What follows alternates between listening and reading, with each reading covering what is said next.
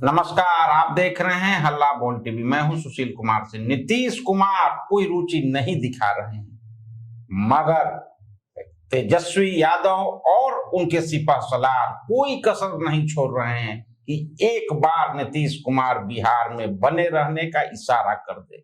क्या है पूरा मामला, आइए जानते हैं हल्ला बोल टीवी के editor in chief Deepak Sharma से। देखिए, जिसकी बात सुशील सिंह कर रहे हैं वो दरअसल भाई वीरेंद्र का एक बयान है, जिसके बाद बिहार की सियासत फिर एक बार गर्म होने लगी। भाई वीरेंद्र ने इशारा दिया है कि अगर नीतीश कुमार बिहार के मुख्यमंत्री बने रहने का मन बना ले तो राष्ट्रीय जनता दल तैयार है और राष्ट्रीय जनता दल नीतीश कुमार के साथ आने के लिए भी तैयार है। सबसे बड़ी बात यह है कि यह बयान ऐसे समय में आया है जब नीतीश कुमार के बिहार से जाने, बिहार के मुख्यमंत्री पद से इस्तीफा देने का समय करीब आ रहा है। भाई वीरेंद्र आज बेगूसराय पहुंचे थे और भाई वीरेंद्र ने जो कहा है वो हम आपको बताते हैं। भाई वीरेंद्र ने कहा है, मनेर के विधायक भाई वीरेंद्र, जो कि लालू परिवार के बेहद करीबी विधायकों में से एक हैं, उन्होंने कहा है कि नीतीश कुमार 3 बार पलट चुका है। अगर चौथी बार पलट जाते हैं तो आश्चर्य की बात नहीं होगी। आगे आगे देखिए होता है क्या। और उन्होंने यह भी संकेत दिया कि इस बारे में बातचीत चल भी रही है। तो क्या नीतीश कुमार इस बार अनोखी बातचीत चल रही है? नीतीश कुमार बातचीत नहीं कर रहा है, नीतीश कुमार मदद नहीं मांग रहा है, नीतीश कुमार कोई इशारा नहीं दे रहा है, बल्कि तेजस्वी यादव, महागठबंधन की पार्टियां इसके लिए इंटरेस्टेड दिख रही हैं। वो नीतीश कुमार से संपर्क साधने की कोशिश कर रही है और नीतीश कुमार को इसके लिए मनाने की कोशिश कर रही है कि वे बिहार की राजनीति में बने रहें और मुख्यमंत्री के पद पर बने रहें। नीतीश, हर बार क्या होता था, नीतीश कुमार संपर्क करते थे। इस बार क्या हो रहा है? इस बार तेजस्वी यादव, इस बार महागठबंधन की दूसरी पार्टियां चाह रही हैं कि नीतीश कुमार एक बार मूड बनाए और हम सब मिलकर नीतीश कुमार को सपोर्ट करें और बिहार में नीतीश कुमार ही मुख्यमंत्री रहे। आखिर क्यों महागठबंधन को इतना डर लग रहा है नीतीश कुमार के मुख्यमंत्री पद से हटने का? दरअसल नीतीश कुमार बिहार की राजनीति में एक समय लालू प्रसाद यादव और जो दूसरे पुराने नेता हैं उनके साथ काम कर चुके हैं, एक टीम में काम कर चुके हैं।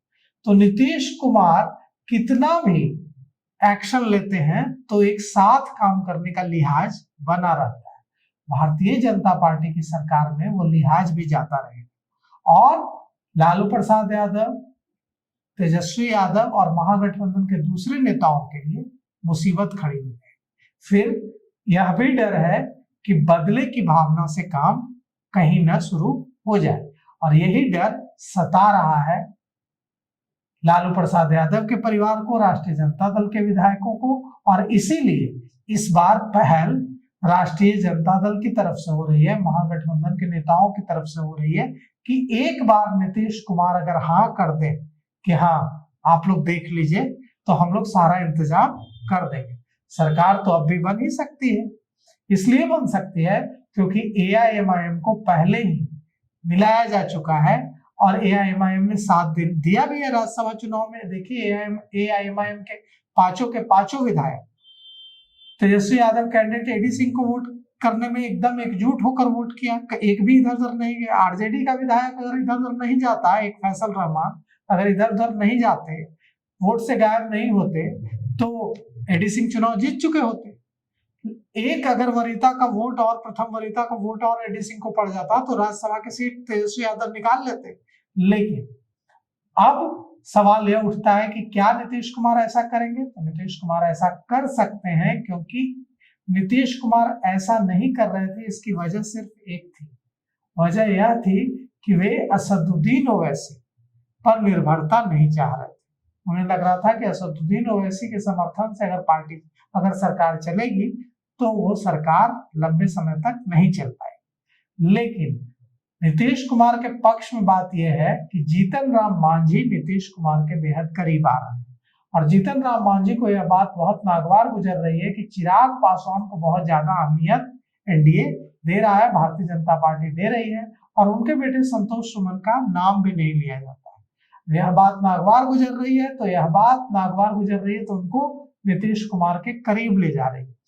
और नीतीश कुमार इस बात में रुचि नहीं दिखा रहे हैं कि अब फिर से वे ऐसी कोई जोड़ तोड़ की सरकार बनाकर मुख्यमंत्री बने रहे।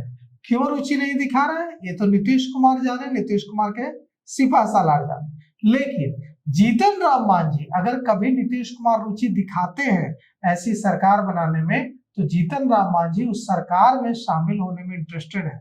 और इतना ही नहीं, यह भी बात तय है कि अगर ऐसी सरकार बनेगी तो उसका 5 साल चलना मुमकिन नहीं है।